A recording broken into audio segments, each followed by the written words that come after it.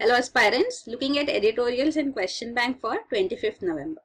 The first editorial in the Hindu newspaper is by-elections as pointers. So these are regarding by-elections. What are by-elections? First of all, elections take place in legislative bodies, Lok Sabha, the central level elections, state assemblies, state level elections. But then there may be vacancies arising because of resignation, because of death, because of defection and disqualification. So such vacancies which arise have to be filled too. So for filling up of these vacancies, again elections have to be held. So these elections are called by-elections. So there have been by-elections conducted presently in various states in assemblies as well as in the Lok Sabha. So the parties which have won, it is seen that the ruling party has an inherent advantage in by-elections. So that is what it is said. Generally it is the governments presently are talking about, the political parties are saying, since we won elections by election, it means that people are supporting us. So the editorial is arguing that it is the other way around. If it is a ruling party, the ruling party is generally favored in by elections because there is no incentive in bringing in another candidate, because it is the ruling party which will be able to work for the constituency too. So that is what they are saying, that ruling parties enjoy an inherent advantage in by elections, especially in states where assembly elections were held only months earlier. Few months ago assembly elections have been held and now a by-election is being held, so it is generally the ruling party winning. So they have given examples too of recent victories: Trinamool Congress in West Bengal, BJP in Assam, AIADMK in Tamil Nadu and Congress in Puducherry. So they have won the by-elections too. The by-elections to Lok Sabha, BJP won in Madhya Pradesh and Assam, but then it lost to Trinamool in West Bengal. So now Trinamool party is saying that this loss is a vote against demonetization, and BJP says that the seats where we won, this is a vote for demonetization. So the editorial is arguing that it is neither a vote for, not a vote against. This has nothing to do. So by-elections are not a pointer to what the future elections will be or what the present status is, but ruling parties are a pointer to what will happen in by-elections too. So that's what it's trying to argue. Then there is nothing more as an issue or something which is being discussed here. So that is the only point put forth. So it's eventually it concludes also saying by-elections are not pointers to how an assembly or Lok Sabha election will turn out, but the latter are usually good pointers as to how by-elections will turn out because of the elections which have already taken place and there are ruling parties now. Then the next editorial is No Country for the Rohingyas. This we have already discussed in news yesterday. So now there is an editorial. So this should also emphasize that important news are covered so that even the editorials can be clearly understood. So this is about same Rakhine state in Myanmar, where we are seeing a military crackdown on Islamic jihadists, because of which even the civilians are being affected, and more than 1 million Rohingya Muslims have left the region and are fleeing as refugees all across. So we saw this in news yesterday too. So many people have been killed. Around 130 people have been killed and 30,000 displaced post this October 9 attack too. So this is a wave of migration which are presently seen in Bangladesh and adjoining region. So we have discussed them. Myanmar is a Buddhist majority country and these are Muslims, plus they also look different. So they are said to be Bangladeshi migrants who have settled in Myanmar. So this is Rakhine state in Myanmar. Old name of Myanmar is Burma. So they are considered as Bangladeshi refugees in their own country, and Bangladesh also does not want to take in any more Rohingya Muslim migrants because it is having itself a huge burden now. So it is pleading to Myanmar to take action and to settle down the matter peacefully internally so that this crisis can be stalled. So this you can see how they have been migrating all over. So now another point which the editorial talks of is the new government which has been appointed in Myanmar. So Myanmar saw elections and National League for Democracy, NLD of Aung San Suu Kyi, has won the elections. So it was military Janta rule which was prominent in Myanmar for decades now, and eventually now the 2008 new constitution which has been passed by Myanmar, and post which the elections which took place and the government has come, democratically elected government which has come to power, is not able to tackle this crisis and not able to effectively handle it. This internal security matter is of concern. So there is a need to be effective. Otherwise, because of course presently too the Janta, the military is still powerful. So armed forces are still under the military junta, who are the former rulers. So of course there are some drawbacks to, some constraints to for the present government to function, but then still the voices have to be raised and they have to take action. So this is being argued. So it says that the junta controls all powerful institutions like security, defense, border ministries, and even considerable economic power still remains with the junta. So this aspect too we can see Aung San Suu Kyi. She had been under house arrest for around 2 decades. So she was born in Myanmar in Rangoon, and she moved to Britain to study in Oxford University. When she came back in 1988, she formed this political party, National League for Democracy. And then 1989, junta declared martial law in the country, and this entire uprising opposed the development of this political party was clamped down, and she was put under arrest. So she had spent 2 decades under house arrest since then, and even in 1989-90 when the elections were held by the junta government, of course they were a whitewash, so the NLD won landslide victory in these elections, but still the military junta rejected the results and still continued to hold sway over the entire country. In 1991, Aung San Suu Kyi was also awarded the Nobel Peace Prize, but she remained under house arrest and she was not allowed to collect the prize also. So it was post later when she was finally released presently. Then in 2010, then she was awarded the Nobel Peace Prize too.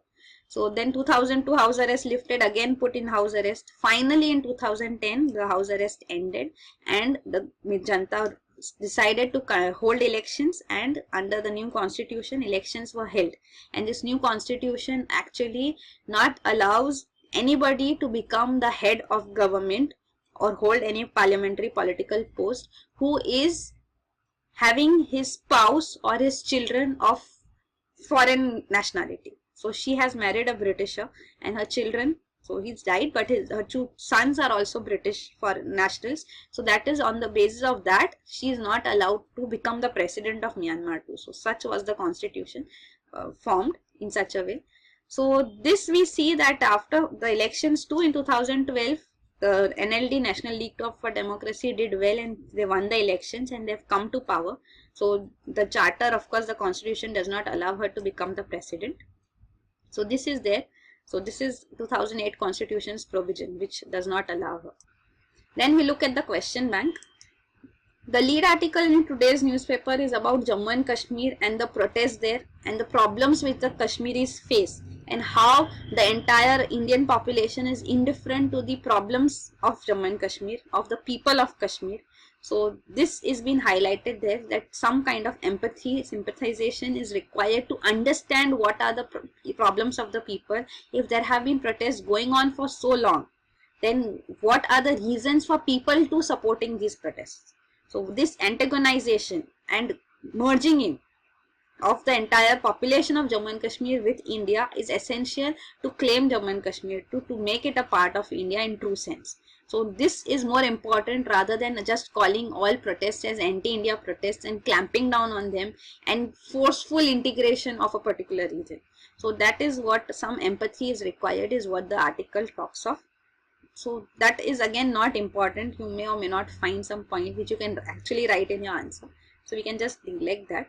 The other 2 articles which we have picked up from which questions have been framed. One is on Marrakesh Agreement on COP22, which was presently finalized. So the question is, what were the major achievements as well as setbacks at the UNFCCC COP22 at Marrakesh? So United Nations Framework Convention on Climate Change.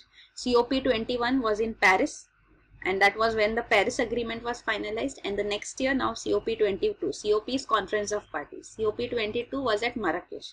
So in Marrakesh, from November 7 to 18, this agreement finally, which came out from the conference, talks of various points. So it takes the Paris Agreement forward. So what are the major achievements and setbacks? We'll look at it. So there is a little dullness too because of US President Donald Trump being elected, because he had clearly stated during his campaigning that he would block the Paris Agreement. So if actually US undertakes something like that, then what would be the repercussions that have to be considered? But anyway, the Marrakesh Agreement is not related to that. because no action has been taken by US yet on the Paris Agreement. USA has already ratified the Paris Agreement, so it is binding on it. Nationally determined contributions which have been submitted by US under President Barack Obama have to be adhered to, unless and until some initiatives taken on the other side by Donald Trump. Also, this COP22 at Marrakesh was significant because this was the first meeting of CMA. CMA is Conference of Parties, serving as the meeting of the parties of the Paris Agreement. So this was the first meeting post the Paris Agreement, and these CMA meetings would take place subsequently too. So this will be the group which will be responsible for supervising and executing the Paris Agreement. So this took place. Of course, there are many details which have to be worked out. So this is set to be completed by 2018 only. So it will take 2 more years to finish it.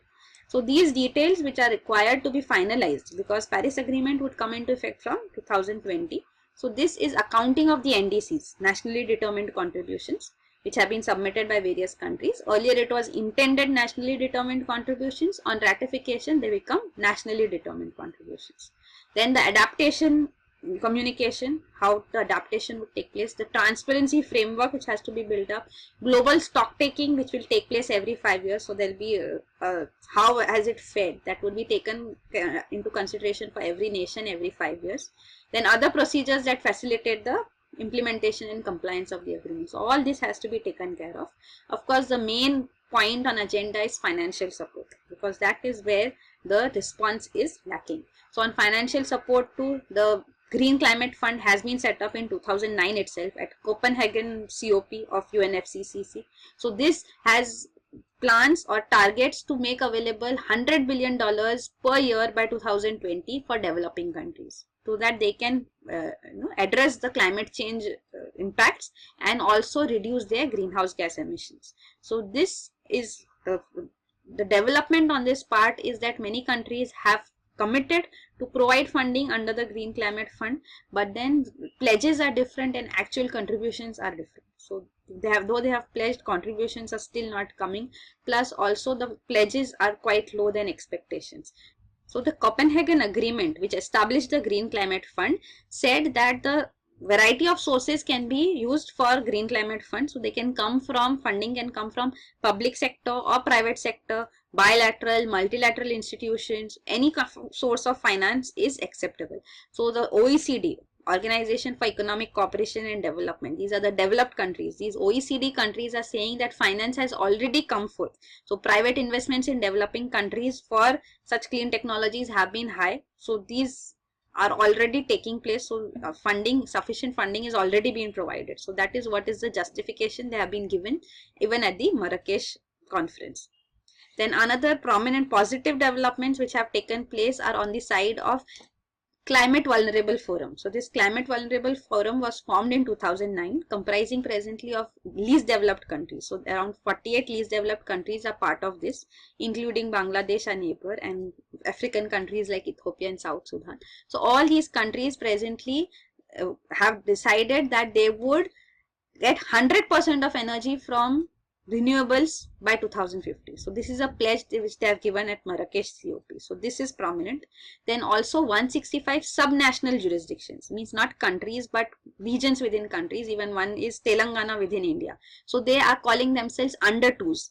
They announced at the Marrakesh COP that they would reduce their emissions by 80 to 95% below 1990 levels. So this was what they demand. They called under twos too, because they also say that they will limit their per capita emissions to under 2 tons of carbon dioxide by 2050. So these are significant developments.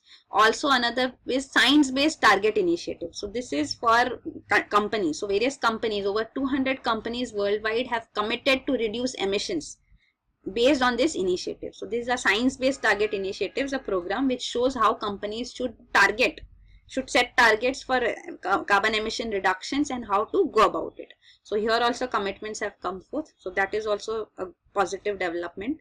Another one is Warsaw International Mechanism for Loss and Damage. So this is also a framework which was finalized at Warsaw, which is in Poland. So COP19 in 2013 of UNFCCC was in Poland. So at that time it was established. This is a mechanism to address loss and damage associated with impacts of climate change.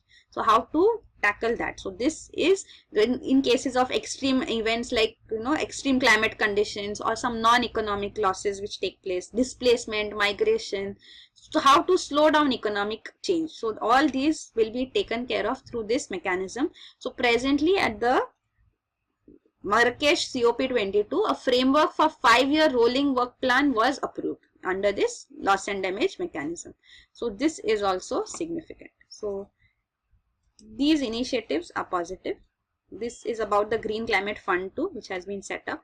So rich countries are supposed to contribute in this. Goal is $100 billion by 2020 per year.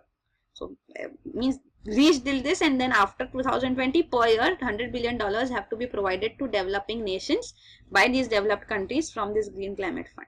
There are 2 developing countries who are part of this, who have made contributions to Green Climate Fund. South Korea and Mexico are the prominent ones. Then this is regarding the pledges and the actual contributions coming forth. Pledges being delivered. So you can see USA, Japan, European countries are still have done their part. Then next is regarding Science-Based Target Initiative, which we saw. So this provides tools and guidance to companies to set emission reduction targets in line with climate science. So they are encouraging the target which is there under even Paris Agreement, 2 degrees Celsius rise, not going beyond 2 degrees Celsius rise in temperatures since 1990 levels. Then the next question is, while the security interests of India must remain paramount, taking care of refugees in India is a moral duty for the state. Elaborate. So this is based on an article on refugees. So India supports refugees from various regions. One which is spoken of in detail are the Chakmas. So Chakmas are hill tract forest area region population which is presently living in Tripura, Mizoram and Myanmar. So these people are tribal refugees who have been resettled now in Arunachal Pradesh. So they have come as migrants here, and there's an anti-migrant stir against them which is seen in Assam too, which has been seen in Arunachal Pradesh as well. So it is only in September 2015 when the Supreme Court directed the center and the states to complete the process of citizenship of these Chakmas who have been residing here as non-entities. They are not citizens of any country. So 7,000 such surviving Chakmas and even Hajong tribes have been granted Indian citizenship now after Supreme Court intervention. So this is of prominence because these were people living in Chittagong region, and Chittagong Hill Tracts region was handed over to Pakistan. So presently it's in East Pakistan, means Bangladesh. So that time the government, the Boundary Commission, which had decided the boundary under Lord Louis Mountbatten. So this Boundary Commission had said that this region is inaccessible from Indian side. So there is no sense in providing this region to India. The Pakistan government built the Kaptai Dam in 1962, which resulted in flooding in the regions where Chakmas lived, and they migrated in large numbers into India. And they have been living as refugees since then. It was only in 2015 after the Supreme Court order that they have got access to Indian citizenship now. Also another case is about Rohingya Muslims who have migrated from the Rakhine state in Myanmar. We just discussed this in editorial too. So there are over 13,000 Rohingya refugees who are registered with UN High Commissioner for Refugees in India. So they are also living in Delhi, in Nangli camp in Haryana, where they are living in destitute conditions too. Open defecation, sanitation condition is worse. Also then there are refugees from Tibet. So they have been arriving since from 1959 to 1962. They have been given all the rights. They have been settled in over 38 settlements all over, and they are given all rights as an Indian citizen except the right to vote. So they have been settled well. Also then there are refugees from Afghanistan who have been coming here since the civil war in 1980s. So they are also living in slums across Delhi. Then there are also refugees from East Pakistan, that is Bangladesh now, but since 1947 they have been arriving in India. Here they were living in semi-aquatic agricultural conditions in Bangladesh, and now they are forced to settle in rugged terrain in India. So these hilly conditions are not the places where they live. They were also persecuted by the local population. They fled from that region and went ahead and settled in Sundarbans. Again from there too they were banished by the authorities. So they live in vulnerable conditions. Also then there are refugees coming from Bhutan. So there were Nepali speaking population in Bhutan who were facing expulsion there, and they fled from Bhutan going to Nepal, and on the way many settled in India also. So this happened in 1990s. So these population are also there. Around 20,000 such refugees are continuing to live in India. So they are Nepali speaking as such. So they also don't have any status. They are neither citizens of Nepal nor citizens of India. So these are stateless people. So there is no policy as such of India on refugees or on asylum seekers. So what is required is that India should frame an adequate policy. Also, we have not signed the 1951 UN Refugee Convention and its subsequent protocol too. So this would give a legal obligation on India too. So what are the reasons for not signing to have been interestingly covered in this link which I have provided up here. This is a LiveMint article. If you want, you can read that up too.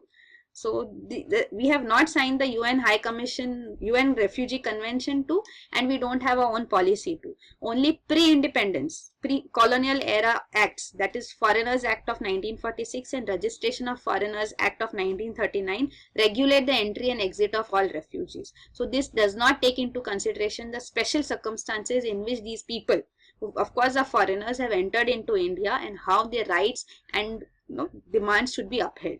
So this is there. The article also talks of what provisions have to be provided for these refugees. So they should be able to apply for residence permits. They should be able to choose their place of residence anywhere in India. They should be able to seek employment in private sector. They should be provided access to primary education, primary healthcare centers. So all these are required to be provided to them as good as citizens of India for all purposes, except of course right to vote. Even the Supreme Court has upheld their rights. It has said that right to equality and right to life and personal liberty is extended to refugees in India as well. So these are the aspects, but more prominently than policies, what is required is social sensitization. That means people should be open to refugees. They should accept them. The UN cards, UN refugee cards which are provided to them, they should be acceptable by people. So these should also be required. The neighborhoods should be sensitized about their status and should provide them employment opportunities, should provide them residential opportunities. So resettlement, rehabilitation of refugees is extremely essential to even uphold the status of India, plus uphold the rights of people living in India. So this is required. So it's the article argues that we need a proper system as well as sensitization of people on refugees, because we see many people localization and sons of soil emotions rise, and then they talk against refugees. So such things should not happen. People should be made aware of the situation from which these refugees have fled and have come here. So they should not be persecuted anymore. So this vulnerable, victimized population should not be bound by arbitrary decision making. There should be a clear policy in place to take care of them and to uphold their rights. So that is what is required. So that these are the two question bank articles for today. So that is it. Thank you.